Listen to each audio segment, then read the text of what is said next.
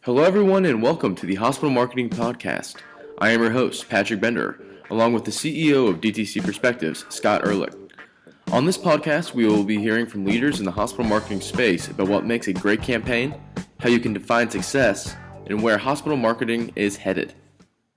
We have some great guests on this edition of the Hospital Marketing Podcast, including Sara Buck, Executive Vice President of Account Leadership, Barkley, Ashley Young, Director of Brand Marketing, Innovations, and Insights at Children's Health, and Kelly Tkac, Sales Director from Nucleus Medical Media.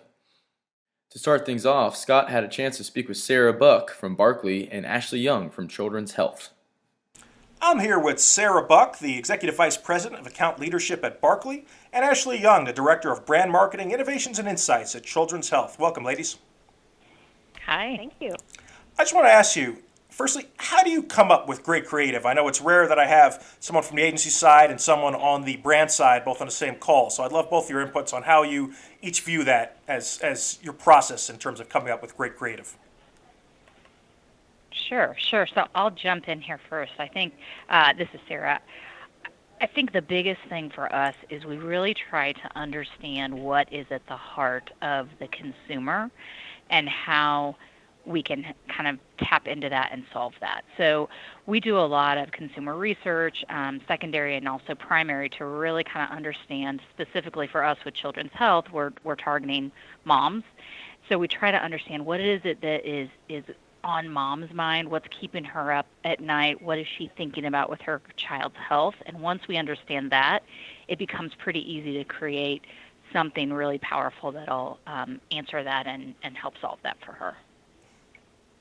Yes. I think that's a great point, Sara, and I would only add on to that to say that a huge part of coming up with great creative is having a great partner. And so with Children's Health being able to partner with Barkley, we're able to relinquish some of that creative control to let the agency truly tap into the consumer insights and then translate our brand that we, of course, know so well more from the client side or from the healthcare side, and translate that into consumer language that a mainstream consumer would understand, and so that it feels more like a retail brand than a healthcare brand. Now, getting into that, obviously, when you're looking at a retail brand versus a healthcare brand versus anything else, it's a very competitive marketplace just to get noticed with your advertising, and you're not competing just with, obviously, healthcare brands, but also other retail brands and other such things. How do you break through that to get your advertising noticed? Yeah, I think one of the big things for us, so just to restate what you said, first of all, Dallas is incredibly competitive market. It's competitive healthcare, and it's also just competitive for total just having mind share with our audience. So we want to make sure that we are doing something that's really, really going to resonate with her on an emotional level. We know that a healthcare decision is something that really comes from that emotional place for mom. So we've got to hit something that's going to be emotional in a really true way. We try to stay away from anything that is kind of traditionally seen as healthcare or hospital marketing. We try Sure. to get at something that's going to touch her and make her say, yeah, they totally get me. They get me, and I'm going to listen to them. We have another secret weapon with Children's Health, though, that we have a red balloon that is really well known, and so we try to use that when we can to help kind of get her attention so she knows it's us talking, and then get our message in.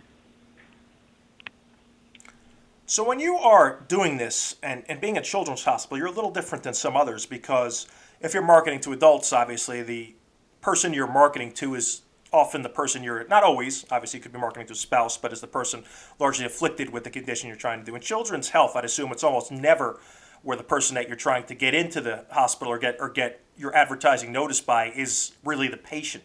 How does that change how you have to do your marketing and construct your marketing, where your target is very different than the person you're actually trying to get your marketing to? Yeah, so for us, our primary target audience would be the mother. We find that healthcare decisions are typically made by the mom. Obviously, dad is a key role too and an influencer in those decisions, but our number one focus would be to make sure that mom is has great trust in the authority that we have as a brand and also our expertise in this market. So for us, we really seek to understand that audience. And of course, our number one priority is shared with mom, in that we both want to take the very best care as possible of that person's child. So that's how we make sure that our audience is pivoted. And of course, we have other audience, such as the referring providers that are more B2B. We have donors, and so on and so forth. And then to maximize our budget, we really use a full funnel, omnichannel approach, but we really want to leverage the strengths of each of those channels to tell our story. And we want to foster the relationship with her so that she knows that we're there for her when she needs our help. So we use big mass channels like TV and radio and even a little bit of print and out of home to make sure that we have top of mind recall and recognition and are creating that emotional appeal with her. But then we also need to have acquisition strategies, which we employ more digital search campaigns, display campaigns, mobile, and use of our CRM in order to really try to drive traffic to key areas. Well, actually, you really dove in there and took the next question right out of my mouth. How do you market differently on those different mediums? Looking at them, how would you change your marketing approach? Would your print really echo your television marketing, and your digital marketing? Would you really approach them differently in terms of how you do both the creative and the strategy behind them? Well, we have one big brand campaign, and so that is always thematically what we want to tie all of our creative to. But at the same time, we recognize that different creative does have different purpose. And so if we're, for example, doing an advertisement that's specific to an orthopedics and sports medicine program, we're going to tailor that messaging so it's very clearly to that service line, or whereas our big brand messaging is really to create brand affinity. And so we are using the channels pretty differently, but everyone at every encounter of our brand should recognize it as being part of children's health. So in that sense, you'd say kind of the more niche marketing elements or the more targeted marketing elements, you'd focus more on the service line, for example, whereas the mass marketing would be more focused on the overall right. brand. Okay. Well, how do you know? Yeah, that's right. Mm-hmm. How do you know creative is working? How do you judge that to say we did this digital ad, or we built this website, or we have this Facebook campaign, or we had this great TV campaign, and it tugged at all these heartstrings and everyone loved it? But how do we know if it actually worked? How do you know if you're getting the bang for your buck on that? Well, I think every good marketer would first start with their marketing objectives. They would tie their KPIs to those objectives, and then from there measure continually what those KPIs are. For us, a lot of our KPIs are going to tie back to site measurement, but at the end of the day, we do a brand tracker that we study both our awareness and our consideration, and then we actually have many other measures in there, such as Net Promoter Score and attributes of our brand, perceptions, things of that nature. And we conduct that study on an annual basis, and it's the same questions year over year, and we're able to measure when there is fluctuations in what our brand sentiment is, when considering us for various services. And so I'd say that is the ultimate guide of how we're doing, but from a channel-to-channel level, we're looking at those specific KPIs. Sara, when you're coming up with creative for children's, or I guess anyone else, but children since we have them on, how do you bridge that divide of making great creative that also comes back to fill those metrics they're looking at, to make commercials that are both salient and break through the clutter, but also deliver results? Well, I think the first part for us is that if we don't make creative that works, we're not going to be around to make more creative for that client. So we are very driven by making sure we know what the end objective is so that we can deliver on it. And we use, we use a performance map that helps us really track, here's what our goals are, here's what our objectives and KPIs. And once we have that set and the whole team, the strategists and the creatives all understand what goal we're driving toward, we can be as creative as we can in the service of that goal. And so I think starting there allows us to really do some great creative, some breakthrough work, some really highly emotional work that we can then feel confident will deliver on those results for us. Because at the end of the day, if we're not driving results, we're not going to be a long-term partner. Sure. Is there a certain spot you've done for children's that you're particularly proud of that you can discuss?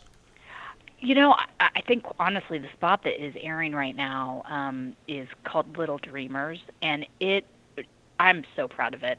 It does a great job of capturing the emotion and the imagination and wonder of childhood and connecting it back to what children's health is all about, which is making life better for children. I think it's just that you watch it and you get that sense of what it's like to be a child, and every parent really just wants that for their kids. So we are all super proud of that spot. It seems to be resonating really well in the market, and it just resonated really well with us when we first saw it. Is there any different about your pre-process when you're coming up with your campaign and doing something for, say, children's health versus more of an adult hospital or more of a general sort of hospital? I think probably, let me think about the pre-process. For the entire process, just in how you go about designing your creative. And yes. Sure. When we're doing work for a children's hospital, you're really targeting the parents who are making those decisions. But parents look at themselves differently than they look at their kids. Sure. There's kind of this softness and this glow around the way they look at their kids, right? They want the very best for them. They have all these hopes and dreams. So where in adult healthcare you can be a little harder hitting with the message, there's a need to have more of an emotional connection in children. So looking forward, I'm sure, and I've asked this question to just about everyone I have on this show, but it's something I think that's particularly important is people looking at staying ahead of the curve. And I'm sure if you look at how you marketed 5-10 years ago, while your creative may be similar in nature, how you display it, how you distribute it, how you brand it is probably different. And I assume over the next 10 years, there's going to be a lot of new channels, a lot of different channels, a lot of different ways we utilize our creative and utilize our marketing. How do you guys see marketing changing? And where do you think it'll be in, say, 2025, 2030 in terms of how you'll have to formulate your marketing plans and your media mix and such to remain relevant, remain salient in that marketplace? I think it's hard to know for sure, but with the changes in the ways brands communicate with consumers, I know for certain that healthcare marketing will need to keep pace. Typically, consumer packaged goods are always ahead of the curve, whereas healthcare brands often lag. And so, why do you think that is? Is it just more conservative by nature, or does that have to do with regulations, or?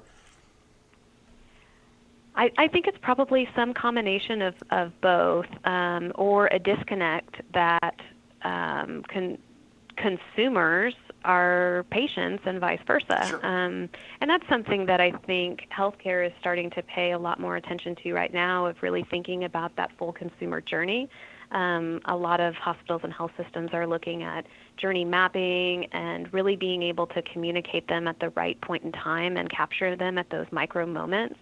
And that's something that we're also interested in doing in the future, of really thinking about marketing as capturing that full experience and not thinking about it solely as a patient experience, but thinking about it as a full consumer experience that's inclusive of pre-acquisition and post-appointment loyalty and the entire circular motion of what it means to keep that person close to your brand. Would that have been something that was... was that something that would have even been on your radar maybe 5-10 years ago, or in the radar of health marketer 5-10 years ago, is to really look at the patient as a consumer versus as a patient? I have always looked at it that way because I come from more of a traditional marketing background, but I think that it's somewhat novel for healthcare to think about it. So I'm pretty confident that for healthcare marketers, if they have a strong marketing background, they will see this as fairly obvious and just a general best practice in the discipline. But for the organizations at large, it's now kind of coming to the surface as something that the executives are talking about, and starting with the consumer and working backwards.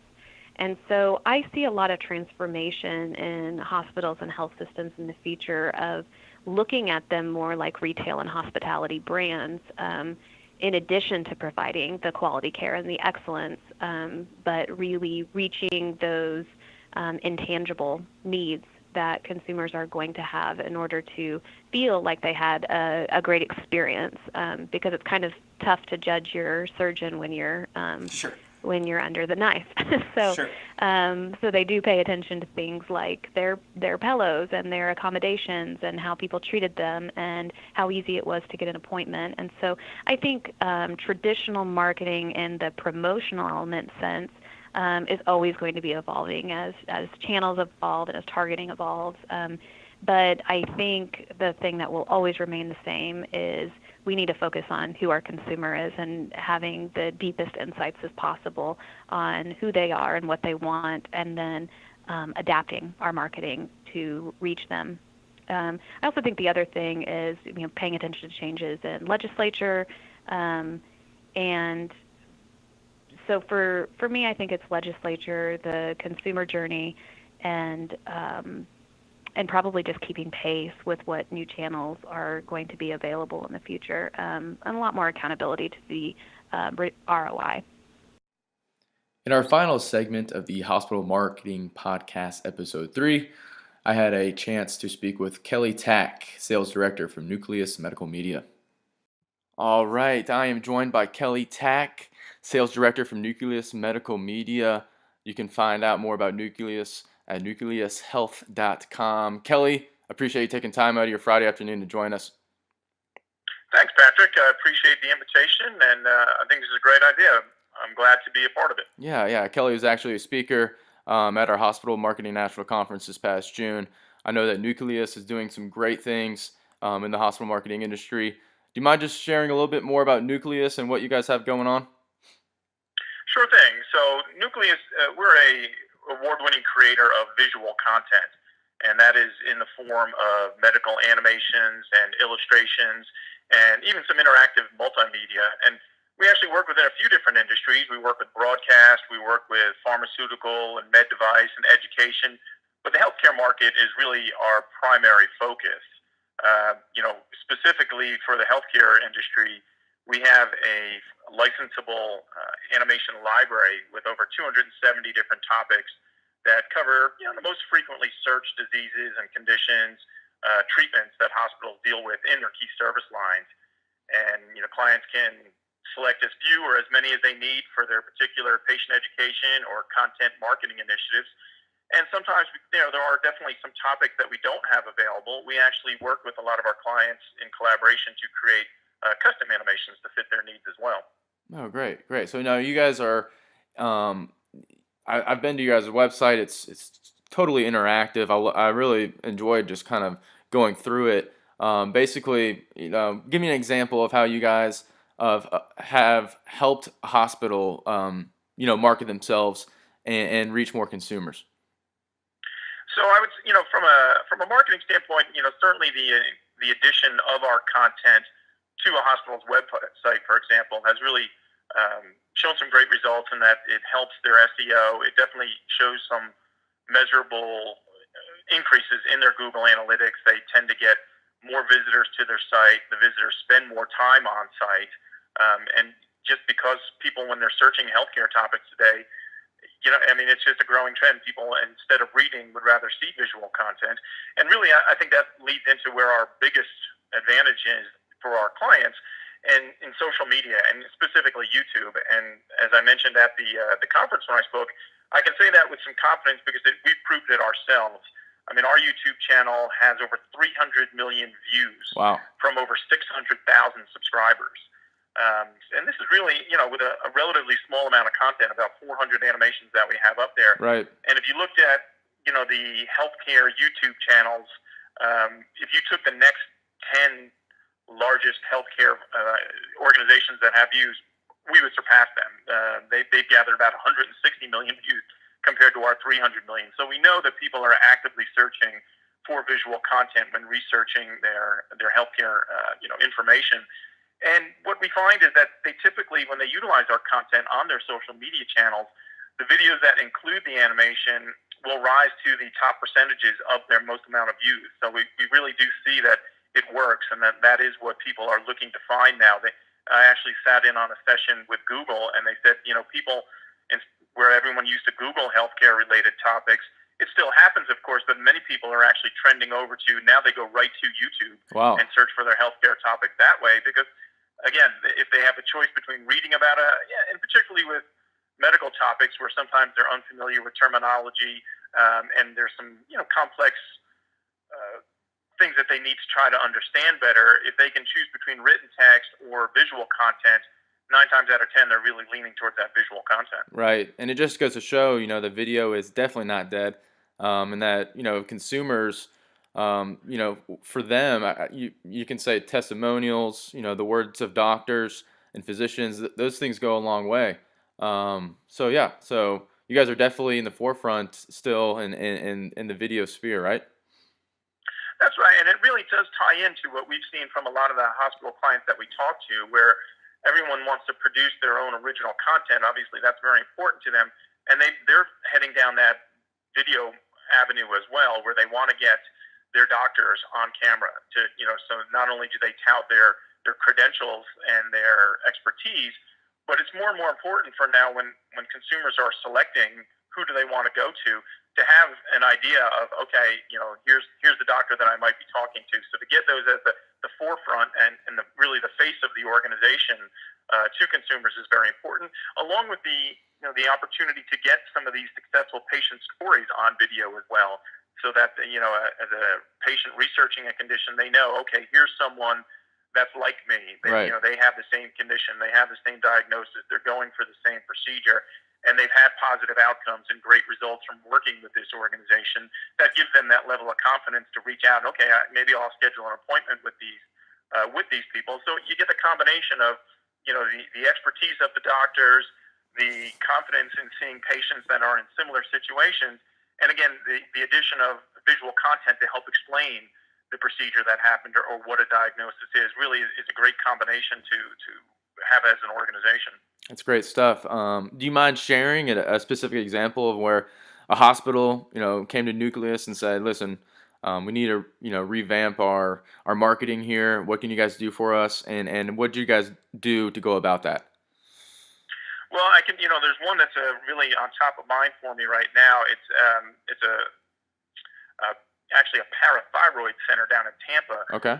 They're specialists in it, and they actually are, I guess, world renowned. They have clients that are patients that come in not only from across the U.S. but actually from Europe and Asia, and they're known as experts in the field. And they really wanted to have an animation that showed exactly not only what is the condition, how they treat it, and really showcase their expertise. And because of he's had over 1 million views of their Wow. video now, and they've actually had to translate it, which is great news. They translated the video into 7 different languages. Oh wow, that's great. Just because they know that this has been a fantastic driver of business for them, because they're able to, not only talk about it, but actually able to show what they're able to offer. And as another example, we actually just did a couple of interviews of our own with some of our physicians that talk about, yes, the content is great for patient engagement and for patient education. They feel that they're better satisfied with the level of information that's exchanged, which, as we know, with HCAPs are very important. But they also, from a purely business side of it, they found that it's improved their operational efficiency, that by the use of these videos, their nurses are able to see and attend to more patients. And their doctors, one of our doctors said, I must say the same thing 20 times a day. And the ability to utilize these videos in advance of my meeting with the patient Right. saves time in my day, which, really just translates to great business results. Not only are they able to see more patients, which everyone is happy about, but on occasion when the patient does need more time, as we know, that's the most valuable resource that the doctor has. So if he's given time back in his day, even if it's only, on average, they tell us 3 to 5 minutes, but if you add up 3 to 5 minutes per patient per Right. day over the course of a month and a year, that's pretty tremendous results as far as what am I able to do to improve my business practice? Right. And at the same time, the patients are getting valuable information, and they're able to process it maybe easier, at their own pace with the video. I think that's some great stuff.